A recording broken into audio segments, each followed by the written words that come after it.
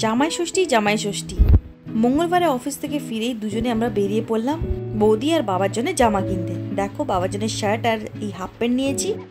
Hello বন্ধুরা, welcome back to fashion rose lifestyle and blog by Soma Santara. আজকে অনেক দিন পর আমি লং ভিডিও শ্যুট করেছি। কিছুদিন আমার মন মেজাজ একটু ভালো ছিল না, তো আজকে আমি ভাবলাম আজকে তো ব্লগটা শ্যুট করতেই হবে, ইচ্ছা করছিল না তাও করছি।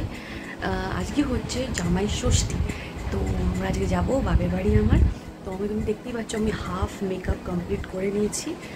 হাফ মানে কি পুরোপুরি কমপ্লিট করে নিয়েছি, খালি শাড়িটা পরবো আর গয়নাগুলো পরবো, কিছু জুয়েলারিস পরে নেবো হালকা পাতলা। অলরেডি আমি সেরকম কিছু শ্যুট করিনি, কেন কি একদম সিম্পল মেকআপ, সিসি ক্রিম দিয়ে আমার মেকআপ অলরেডি আপলোডেড আছে, যে আমি কিরকম সিম্পলভাবে মেকআপ করি, তো ওখানে গিয়ে দেখতে পাবে।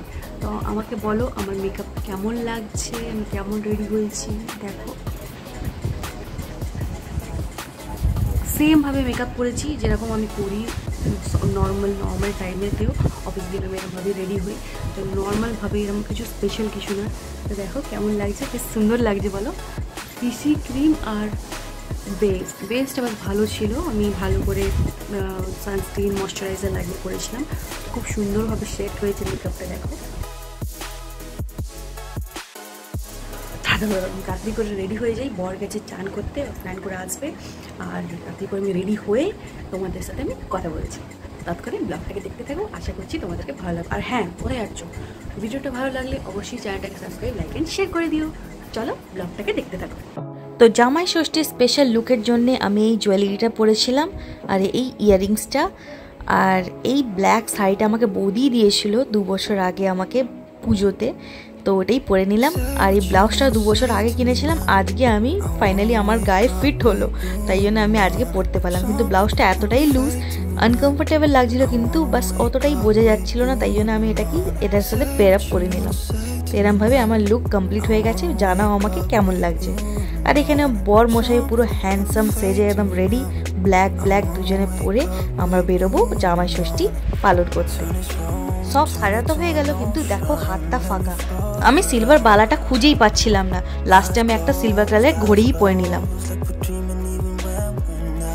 তো আমরা পৌঁছে গেছিলাম আমার বাপের বাড়ি, আর এখানে বৌদি সব নিয়ম করছে, এখানে জামাই ষষ্ঠী এখন সব নিয়মগুলো হচ্ছে।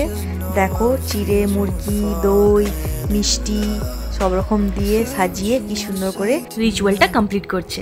আর আমি বলছি এই দেখো পুরো মনে হচ্ছে ভাইফোঁটা হচ্ছে, কিন্তু একটাই আফসোস থেকে গেল, আমার মা এই জিনিসটা করতে পারলো না।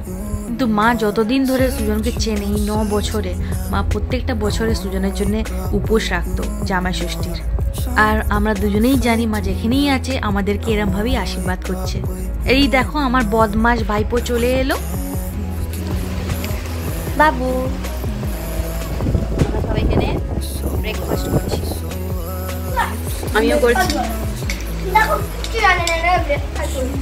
তুই জানি না বল, ব্রেকফাস্ট বলে, ব্রেকফাস্ট যেটা দুপুরে খায় ওটাকে লাঞ্চ বলে, বুঝেছো? আমরা আমাদের ব্রেকফাস্ট কমপ্লিট করে আমি এখানে বসছিলাম, আর এরা দুজনে অ্যাজ ইউজুয়াল বসে বসে ফোন দেখছে। আর এখানে আমি বাবাকে পরতে বললাম জামাটা, দেখি কেমন লাগে। বাবাও চিরুনি করে চলে এসছে, পরে দেখাচ্ছে দেখো কেমন লাগছে বাবাকে। আমার বাবাকে গরম একদম সহ্য হয় না, তাই জন্য খুব বাবার ইচ্ছা ছিল হাফ প্যান্ট পরা, তাই জন্য বাবাকে আমি হাফ প্যান্ট পরে দিয়েছি। আর এইদিকে জামাইয়ের খাওয়ার রেডি, এইগুলো সব ছিল আজকের মেনু। মাছের মালাইকারি, দই কাতলা, চিকেন, কেন কি আমার বর খায় না মাটন, তাই জন্য চিকেন হয়েছিল, দেশি মুরগি, আর অনেক কিছু ছিল তোমরা দেখতেই পেলে। আর এখানে দেখো বর ব্যস্ত, পুরো একদম চিকেন ফেভারিট পেয়ে গেছে, ব্যাস হাড় চেওয়াতে ব্যস্ত, ওইদিকে তাকাচ্ছেও না। মিলে আমরা বসে লাঞ্চ করলাম, সবাইকে দেখাতে পারলাম না, কেন কি বাবা দাদা খালি গায়ে ছিল, তাই জন্য দেখানো যাবে না। আর আমি এখানে খুবই টায়ার্ড মনে হচ্ছে, আমাকে খুবই ঘুম পাচ্ছিল। আমরা লাঞ্চ করার পর ঘুমিয়ে পড়েছিলাম। আর এই দেখো সন্ধ্যেবেলায় বৌদি আবার মুড়ি চাট করে দিয়েছে, আলুর চপ, ফুরুলি। জামাই ষষ্ঠীর যত্ন খুব ভালো। তো হাসো, আমি কি করবো, তুমি জানো, তুমি তো জামাই। না তারপরে আমি কিছুক্ষণ পর ডিনার করলাম, ডিনার করে চলে গেলাম বাড়ি, কেন কি নেক্সট ডে আমাকে যাওয়ার ছিল অফিস।